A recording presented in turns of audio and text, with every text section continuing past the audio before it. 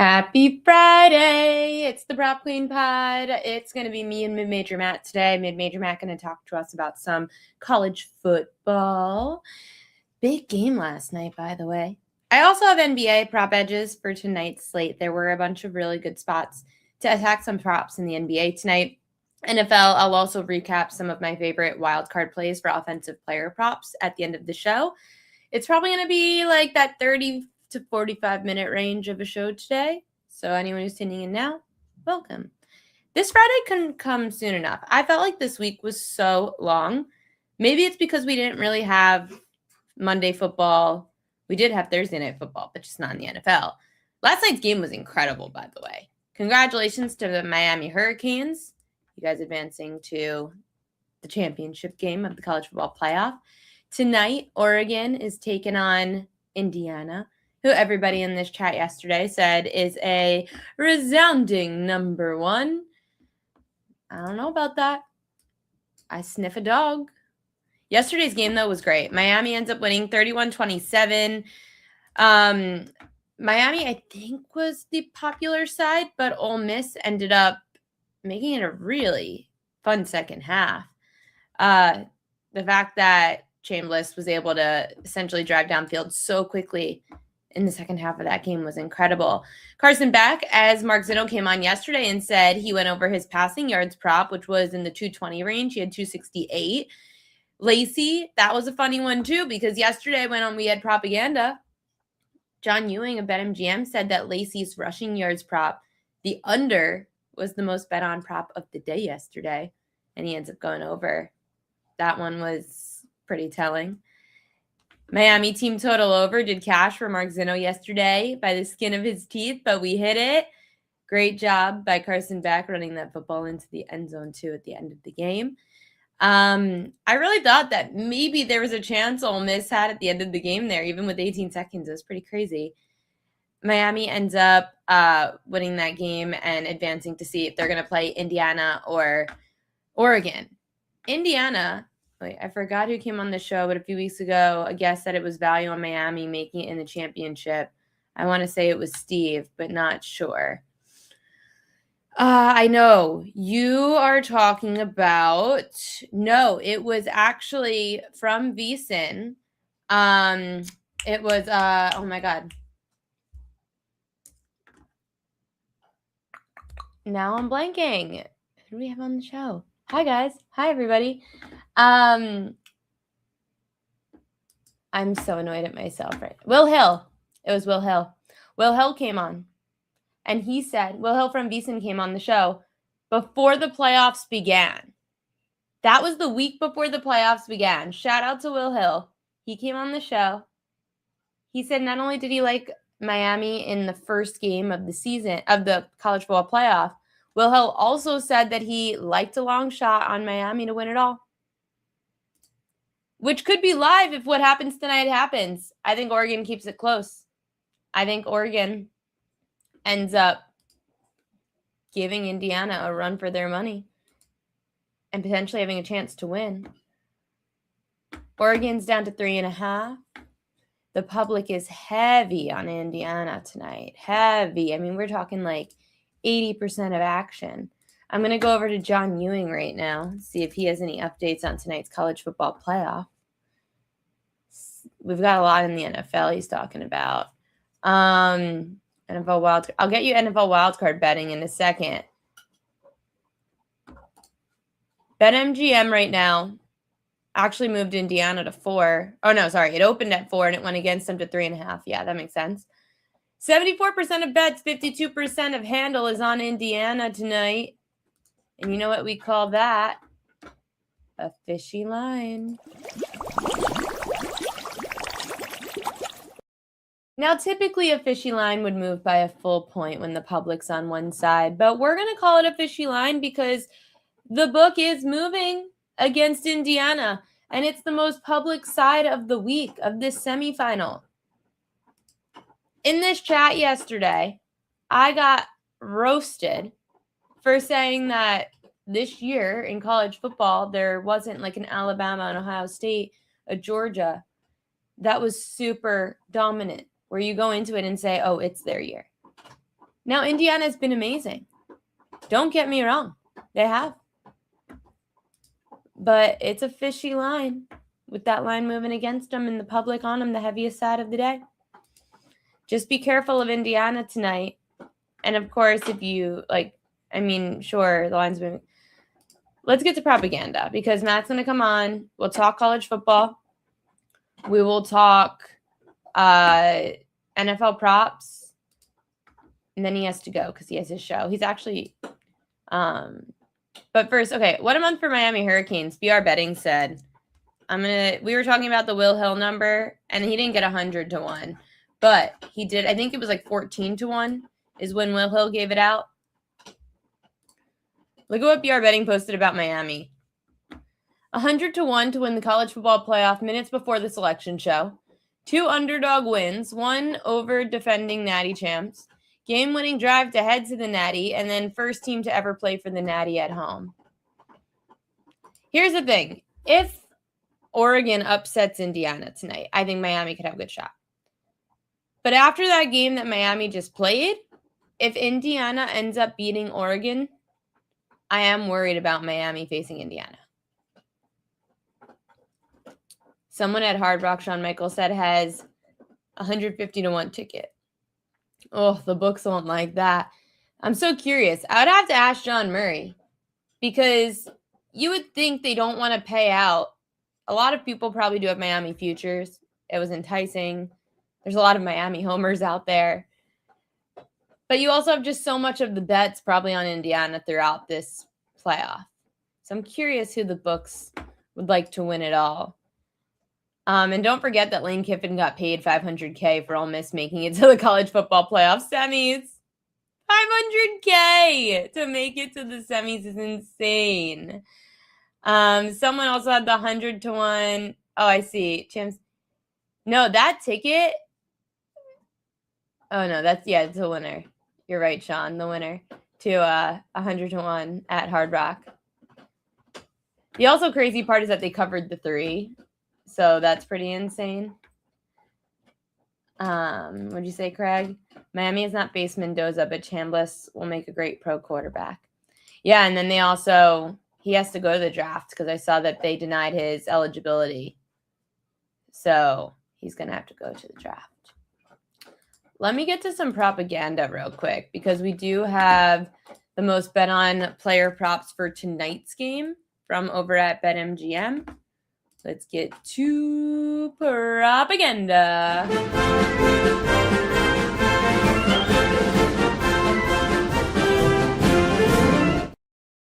These are the most bet on props over at BetMGM for tonight in the college football playoff. Mendoza over his passing yards. Oh boy. Charlie Becker over 44.5 receiving yards. Dante Moore over 224.5 passing yards. Dear Hill Jr. over 41.5 rushing yards. Fernando Mendoza over 1.5 passing touchdowns. Most bet players to score an anytime touchdown. Elijah Sarrett plus 110. Amar Cooper plus 145. Roman Hemby plus 120. Mendoza plus 260. And Noah Whittington plus 120. If you believe in the public, then you could take their side. But if you like to be on the side of Vegas and the side where the public's normally wrong, where the most bet on props are, you can fade any of these. Oregon money line sounds like fun tonight. I don't know. What do you guys think in the chat? Can you put NBA most bet props when you get a chance? Yes, J-Main, I will. I have to see if BetMGM posts them is the problem. It's very hard to know what's going on in the NBA when the NBA doesn't know what's going on in the NBA. I'll see if BetMGM posted anything about their NBA props, but I don't think I saw them yet.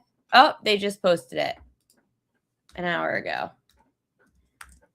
Most bet on player props in the association tonight. And then in about a minute, Mid-Major Matt's going to pop on. So we'll talk more college football playoff with him. Most bet on player props in the NBA. Jalen Johnson over assists and rebounds. Rishisher under 1.5 3-pointers made. Okongwu over 23.5 points and rebounds, minus 175.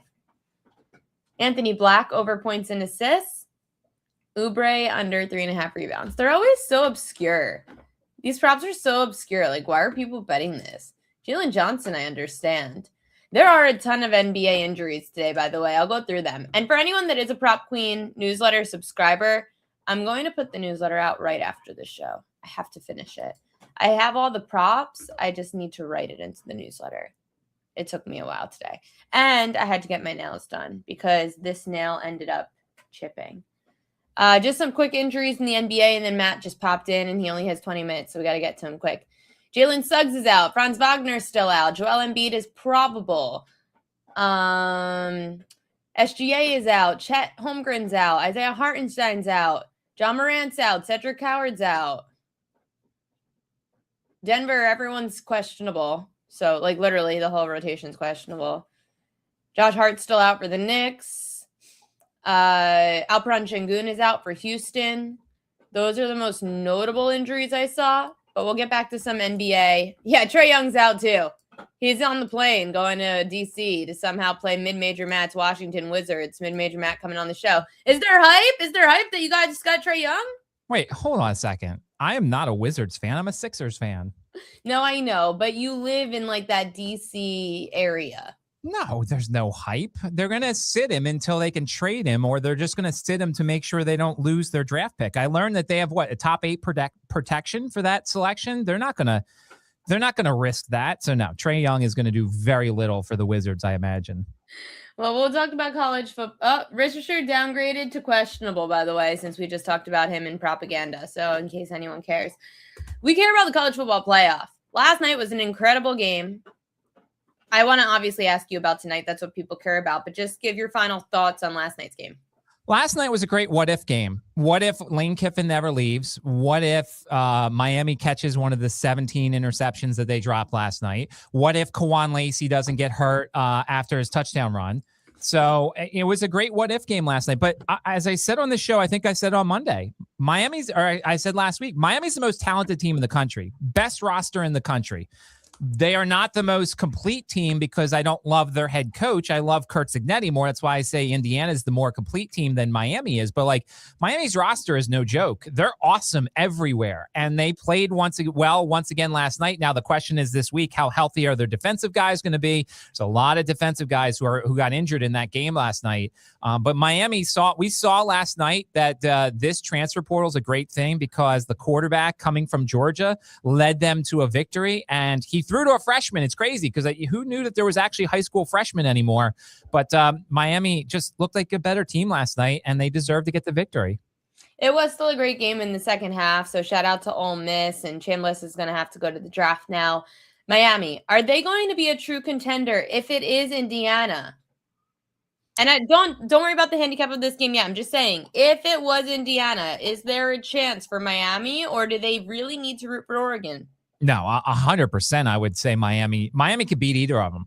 I mean, they've got a home field-ish. Well, I mean, they will. It'll be slightly more fans there for them, but I'm not going to count it as home field because it's going to be, I'll say 60-40 because they're going to give a lot of seats. Yeah, they give tickets away. It's still expensive. It's not like, oh, we're in Miami. It's close. Let's go. It's still a championship game that costs a lot of money.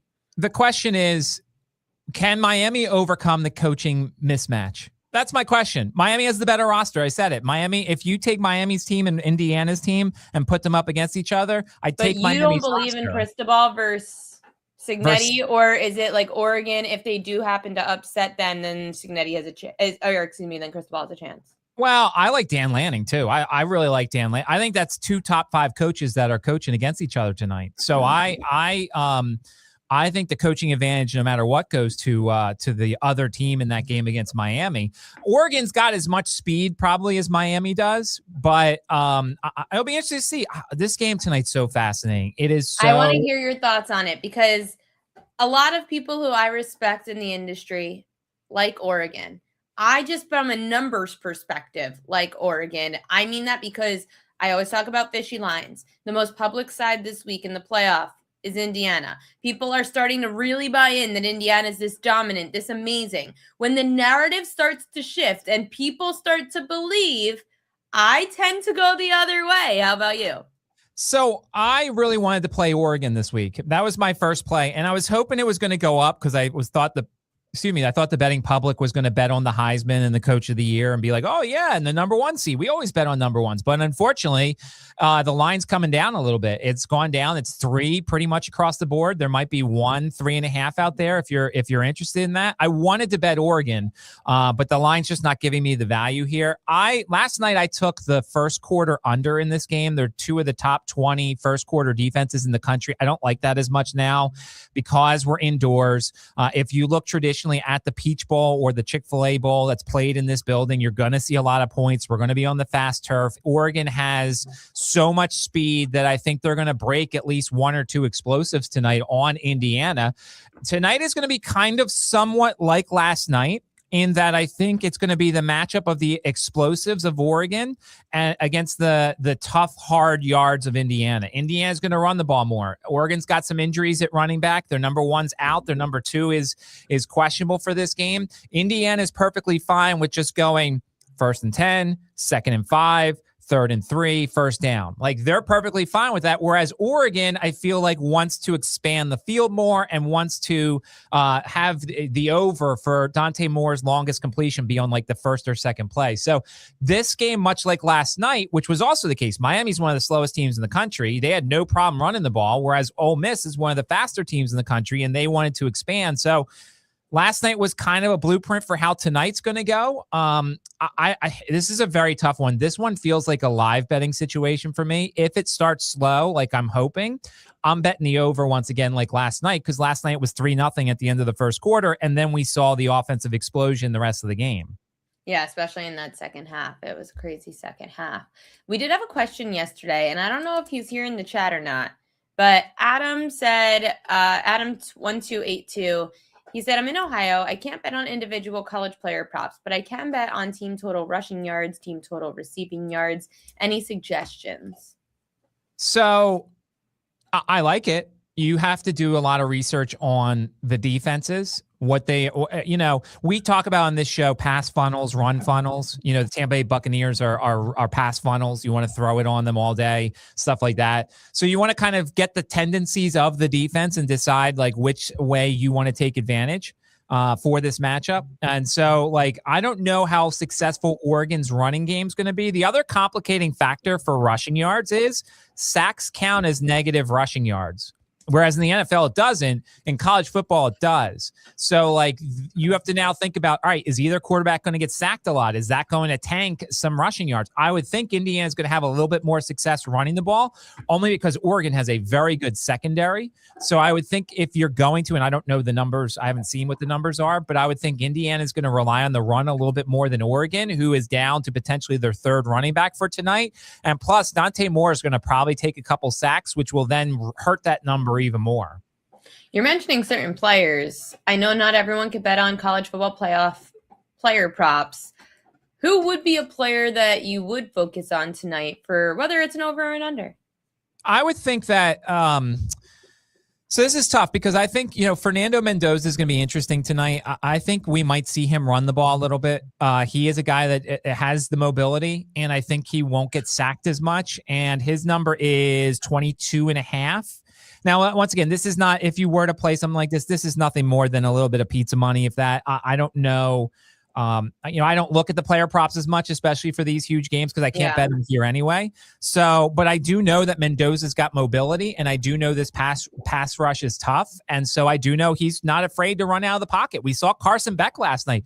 Carson Beck's number was like 3.5, and he went over that in the first play that he ran. So, like, I think Mendoza is not going to be afraid to run tonight. I might look at his rushing total potentially on the over.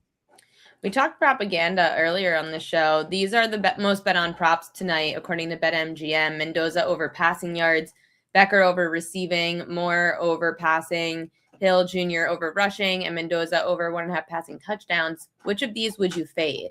So, without knowing what Noah Whittington's status is for Oregon tonight, he's the questionable running back. Like, if we get an idea on whether or not he's going to play, De'Aaron Hill would become the number 1 running back. And so 41.5 would be an interesting number because you're getting a number 1 running back on a team that can run the ball, won't probably run it as much, and you're getting a low number. The problem is, for as fast as we figure it out, the books will figure it out. And if he is the number 1 running back, that 41.5 will be gone. It'll be like 50.5, whatever.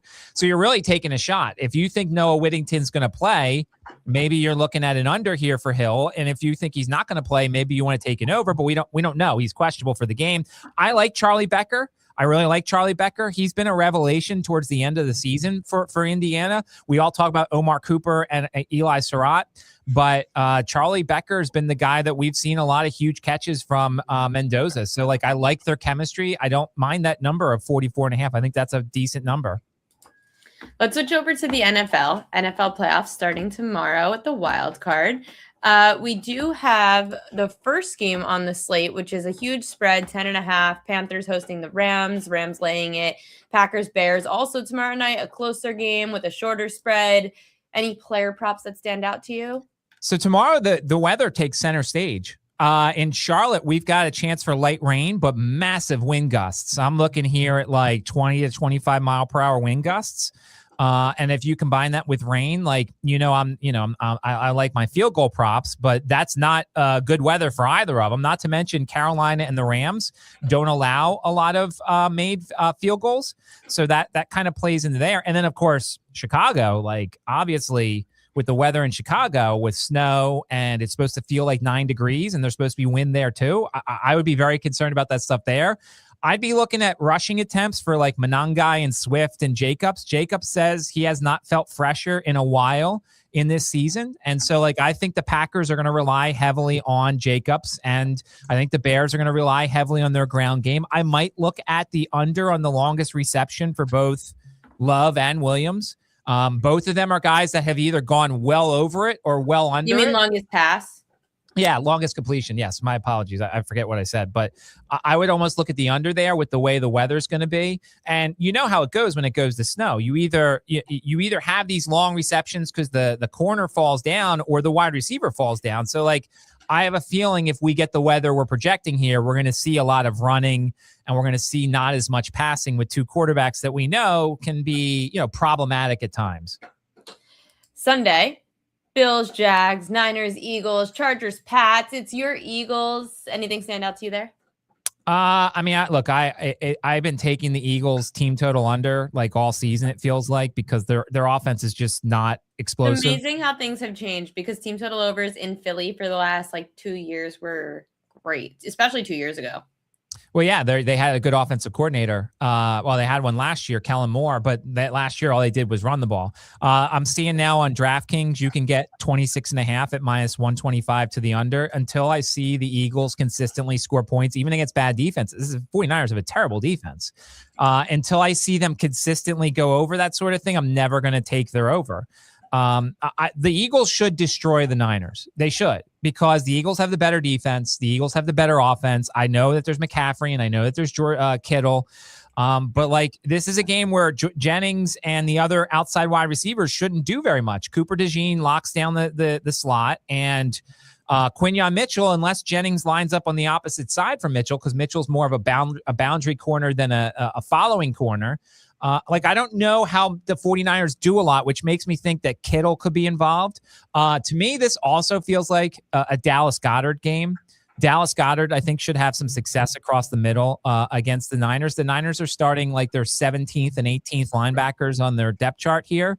The problem is also the Eagles don't take advantage of these sort of things. The Eagles played the Bears when the Bears missed all their starting linebackers, and they just didn't do what they were supposed to. They didn't throw to Goddard in that game. And so, logically, it makes a lot of sense for Dallas Goedert to have a huge game here, but our OC's an idiot. So I can't, take that. Other than that, the other two games. You haven't listed any kicker props.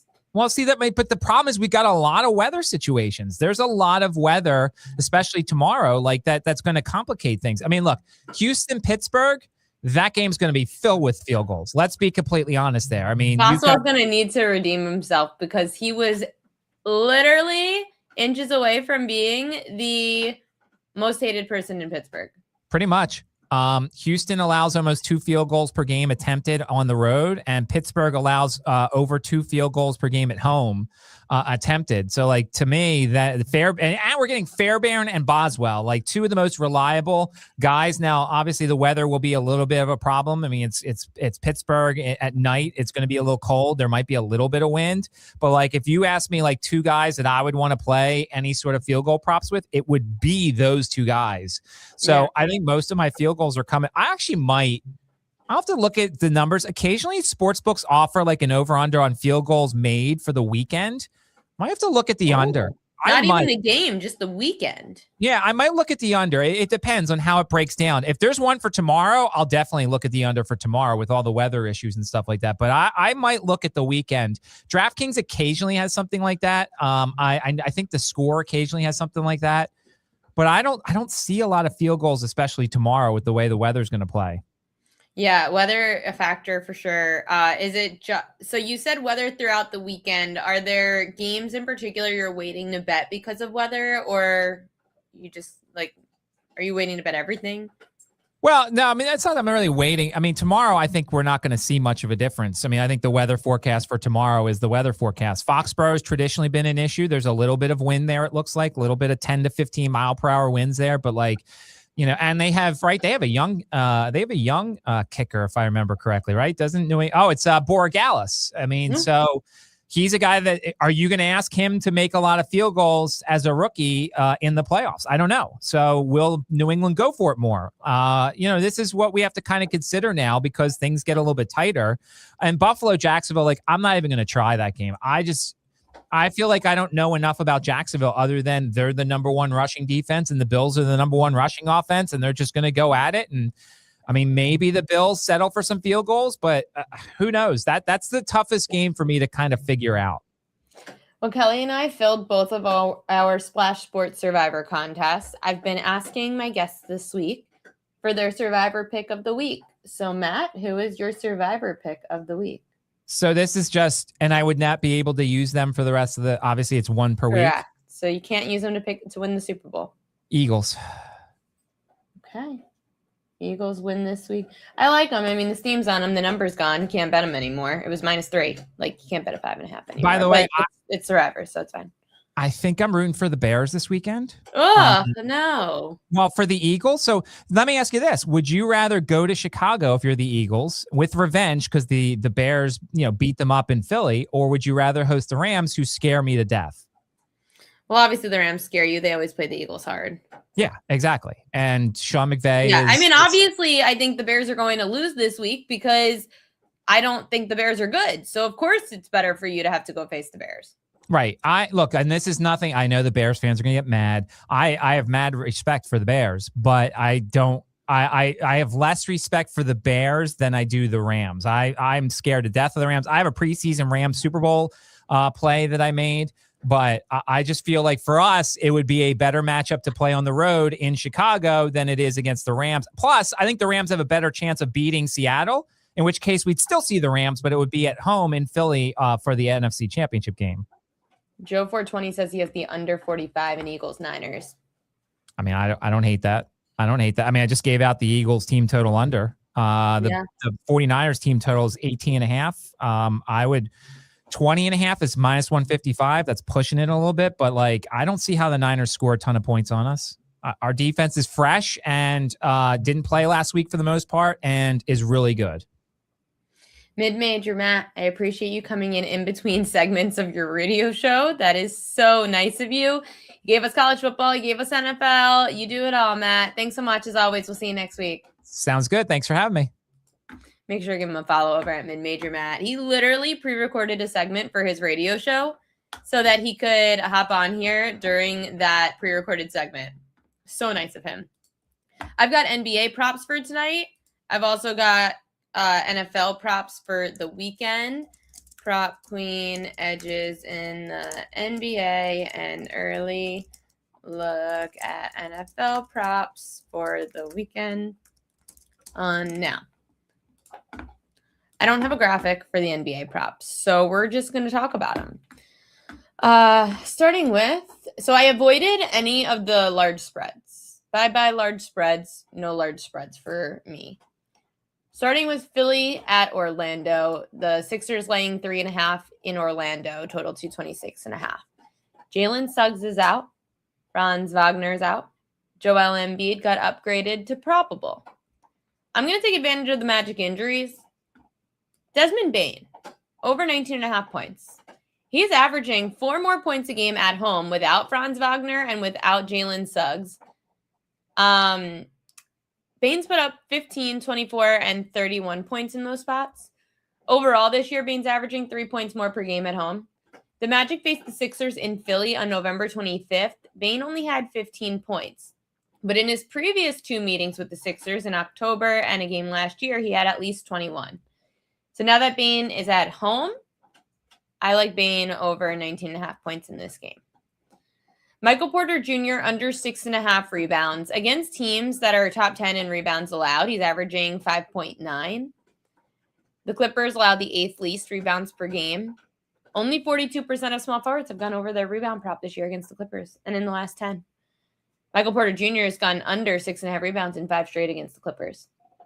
That same game between the Clippers and the Nets, John Collins, the Clippers power forward, under 15.5 points. Collins' home road split's very drastic. He's averaging 12 points on the road this year. He's gone under John Collins, his points prop, 72% of games on the road this year.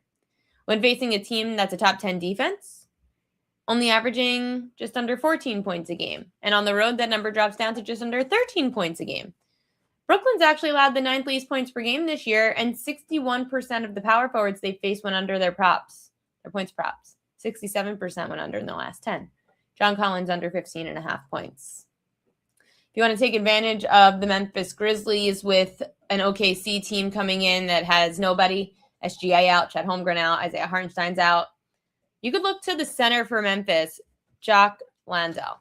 He's gone over 11.5 points, averaging 13 points a game at home without Ja Morant. Went over in 4 of 7. OKC is allowing 63% of their centers in the last 10 games that they faced to go over their points prop. With Chet and Hartenstein out, it's good for him. And Landale also, in 8 straight games without Ja Morant, has gone over 7.5 rebounds. That number is 7.5 tonight. So he's gone over in 8 straight without Ja Morant. Whatever correlation that is, but it is a trend. OKC small forward Lou Dort over 2.5 threes is plus 120 if you want a nice little value play. He's gone over in 6 of his last 7 road games. Dort's averaging 1 more 3 per game on the road, and in his last 2 games, they were at home. So he didn't go over, but again, goes over more on the road. With all the injuries, Dort should have more opportunities too.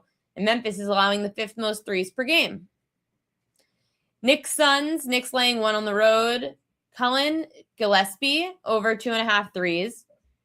He's actually been crushing it from outside. Gillespie for Phoenix. He's averaging just under 4 threes a game this year when up against the bottom 10 perimeter defense. At home, he averages about 3 threes per game. The Knicks allow the 3rd most 3s per game. So I'd look to Gillespie over 2.5 threes at home against the Knicks. We're going to stick with the cat trend. I am a little worried about it tonight, I will be honest, because the number already dropped, so the book's catching on. 32.5 dropped to 31. It was 32.5 2 days ago. Today's prop's 31.5. But I'll tell you the trend again. Now it's 5 of the last 7 games without Josh Hart. Karl Anthony Towns has averaged 29.6 points plus rebounds. Against teams top 10 in points and rebounds allowed, he's averaging 28 points plus rebounds. In all 4 of the 6 games without Josh Hart against the Suns, Cat went under. Oh, sorry, not all. In 4 of 6 games without Josh Hart against the Suns, Cat's gone under 31.5 points plus rebounds. And then for the Houston and Portland game, Alperen Şengün is out for the Houston Rockets. These 2 teams just played each other on Wednesday night. Portland ended up winning 103-102. You guys know, when something happens in game 1, I fade it the next day. But if something doesn't happen in game 1, then I like to back it in the next game. Jabari Smith Jr. Jabari Smith Jr. had a terrible game on Wednesday night. 6 points, 4 rebounds. But yet, forwards are having a lot of success against Portland, especially power forwards. Jabari Smith Jr. is averaging 22.5 points plus rebounds, going over in 4 of 6 games without his center, Alperen Şengün. Terry Eason had a big game. Kevin Durant had a big game on Wednesday. If you're going to change up any kind of play, if you're going to change up the way you're going to approach the second game of a same team back-to-back, obviously it was 2 days ago, Portland's allowing the 8th most points per game this year.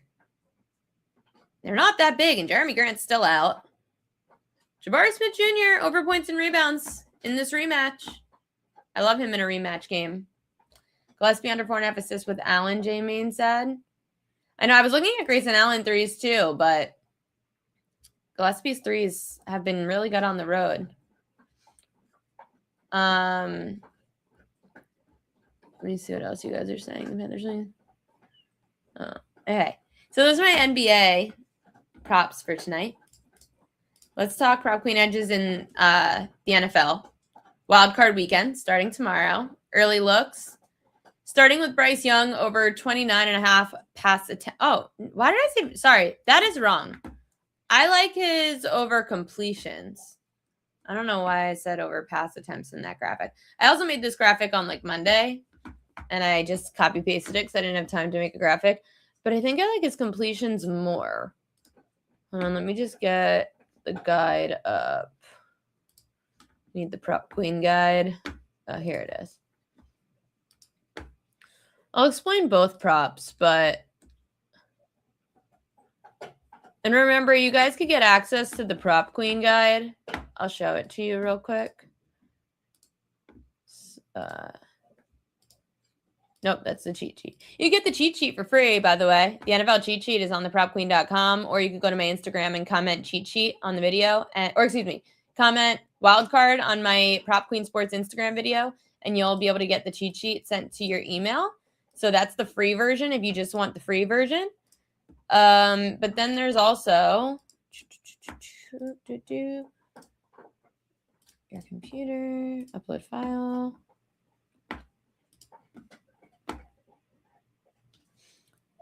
Betting guide. This thing's a big one, so nope, too big. File's too big to share, so can't share it. But this Prop Queen betting guide is available on the Prop Queen newsletter. It has literally all this information in it, like I have on Bryce Young. I'll just show you. I'll snapshot it and show you a picture of the slide. Everything that I'm saying is in the guide, so you can always have it sent straight to your email if that helps. But like, for example, this is Bryce Young. You could look to his over pass completions or attempts. I guess both do work. Bryce Young over completions. He's averaging 20 completions a game when up against the team bottom 10 in completions allowed. The Rams, they allowed the 9th most completions per game, 22 per game, in fact. Bryce Young only had 15 completions in the upset over the Rams on November 30th. And yet this number is up to 18.5. The Rams have allowed quarterbacks 59% to go over their completions prop this year. They allow the 7th most pass attempts per game as well at 34.5. 59% went over their pass attempt props. And Bryce Young's averaging 32 pass attempts a game when up against the team bottom 10 in pass attempts allowed. So you could be looking at the Bryce Young pass attempts or completions over tomorrow. Teteroa McMillan, his longest reception. The Rams have been struggling this year when up against wide receivers. They have been they're bottom 10 in receiving yards allowed to wide receivers. And Teteroa McMillan is the deep threat of this team. He is double digits, 20-yard plus gains. So you could look to Teteroa McMillan to expose some kind of blown coverage by the Rams and their secondary. Caleb Williams under 12.5 yards for his longest rush. I don't want to do rushing yards because Caleb Williams does run the ball more at home and he runs the ball better at home. But he's getting a Packers D that allows the 5th least rushing yards per game to quarterbacks. 67% of quarterbacks this year went under their longest rush prop. So with Caleb Williams at home, where he runs the ball more, I'm not going to go for quantity, but I'll go for quality runs. And he's averaging 10 yards per longest rush when facing teams top 10 in rushing yards allowed against quarterbacks. So I'm going to go with the under on the longest rush for Caleb Williams and say that the Packers do a good job at containing him in the ground, not getting too large of a gain at once. Trevor Lawrence under his passing yards up against the Buffalo Bills. I mentioned this one multiple times this week because we're getting probably what's not even that high of a number, but already inflated because he faced Indy, the Jets, and the Titans his last 3 games. So yeah, any of us should throw for 250 plus against those 3. But against the top 10 pass D, Lawrence is only averaging 188.5 for passing yards per game. So against the Buffalo D, that is allowing the least passing yards per game, 82%. 82% of quarterbacks have gone under their passing yards prop this year against the Bills. So Trevor Lawrence under passing yards, because the only way the Jags should win this game is if they run the football on the Bills, tire down that defense, and use Travis Etienne. Brenton Strange under 35.5 receiving yards. I love Brenton Strange. He made me money last week. I love Brenton Strange. However, this is a horrible matchup for Brenton Strange, who's getting one of the best defenses in the league against the tight end. 7th least receiving yards, wrong. Buffalo has allowed the least receiving yards per game to tight ends. The least. They are the best, the Bills are the best defense in the league against tight ends. 67% of tight ends have gone under their receiving yard prop against this Bills D. And Brenton Strange has only faced one good defense this year that's top 10 against tight ends. In fact, he's averaging 7 receiving yards less per game at home. So I would fade Brenton Strange this weekend after he did hit for us last week. Josh Allen over pass attempts, 30.5. He's averaging 33 pass attempts a game when facing teams that are bottom 10 in pass attempts allowed. Jacksonville allows the most pass attempts per game. 59% of quarterbacks went over. It's a close game, close spread, 1.5. So if it is a close game, Josh Allen should be trying to throw the football more. Saquon Barkley over his receiving yards prop. Saquon Barkley, 13.5. This number is very low for a player averaging 19 receiving yards a game when at home, and just about the same number in his 4 home playoff games. Saquon Barkley against teams bottom 10 in receiving yards allowed to running backs, 29 receiving yards this year. And the 49ers allowed the 10th most receiving yards per game to running backs. I know that Mid-Major Matt said that he was going to attack with Dallas Goedert because of the linebackers being out. But the linebackers being out for the 49ers also helped Saquon Barkley in the passing game. So I would go look at Saquon. George Kittle under receiving yards. You guys know I love Kittle in prime time, but at home. This game's on the road in Philly against the second best defense against tight ends. 71% of tight ends have gone under their longest reception prop against Philly. 68% of tight ends went under their receiving yards prop against Philly. He's gone under his receiving yards prop in 2 of 3 games against the Eagles. Kittle against teams top 10 against tight ends, averaging 53 receiving yards a game, 16 yards per longest reception, which is all under his 60.5 receiving yards, under his 21.5 yards per longest reception. Drake May under his completions. Against teams top 10 in completions allowed, Drake May is only averaging 18 completions a game. Chargers, 3rd least completions per game allowed. 76% of quarterbacks went under this season, and 90% of the last 10 went under. He's making his NFL postseason debut, Drake May, against an experienced defense in the Chargers, led by Khalil Mack, Denzel Perriman, head coach, and Jim Harbaugh. So I'd be worried about Drake May in his NFL playoff debut making some completions.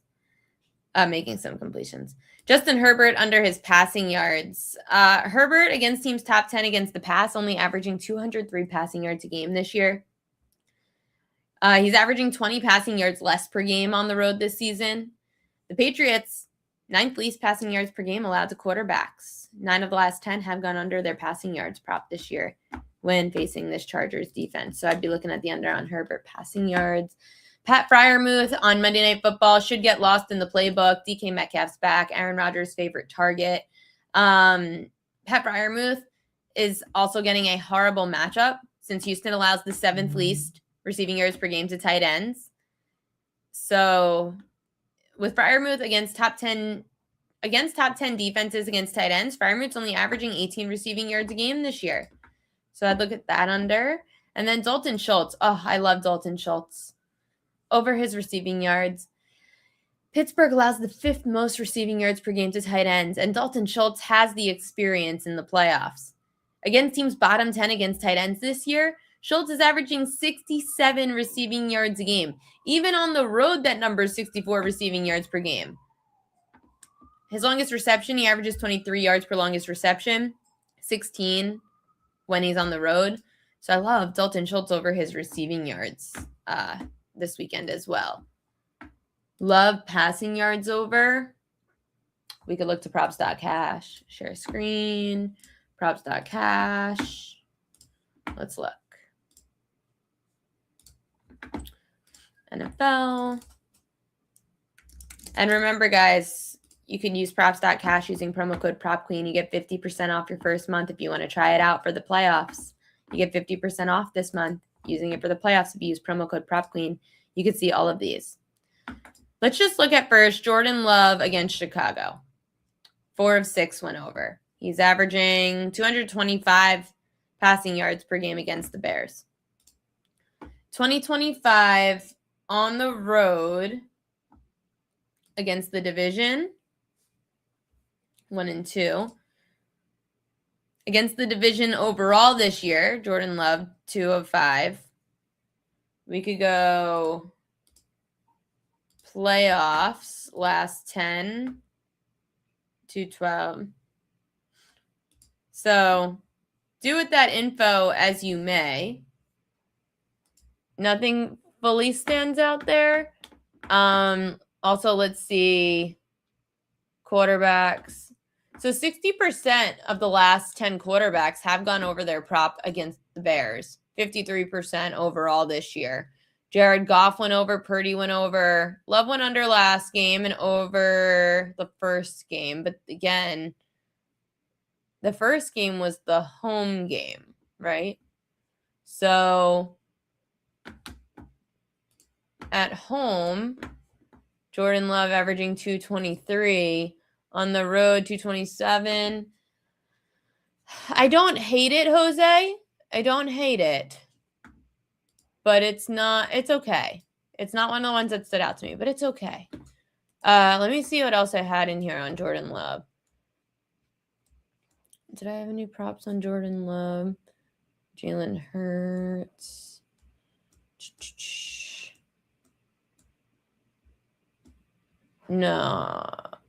No, I only had Bears props in that game. Nothing. I hate the Packers because you can't handicap their receivers. The receivers are just all over the place. It could be anyone's game. They're all very identical. And they don't really have tight ends anymore. So, yeah, I didn't really bet anything Jordan Love, but I don't hate it. Herbert scares me because they'll be playing from behind. I see what you think of that game. I think Ravens are going after Kubiak after seeing how good McDonald's was this season. Listen, I know they have history with Kubiak because Gary was great for us and won us a Super Bowl, but we'll see. I really hope that they have a defensive coach. I really want the Ravens to get a defensive coach, but that's not my problem. My problem is winning bets this weekend in the NFL. Royal Lock? Let me guess. Let me think. Royal Lock, best bets.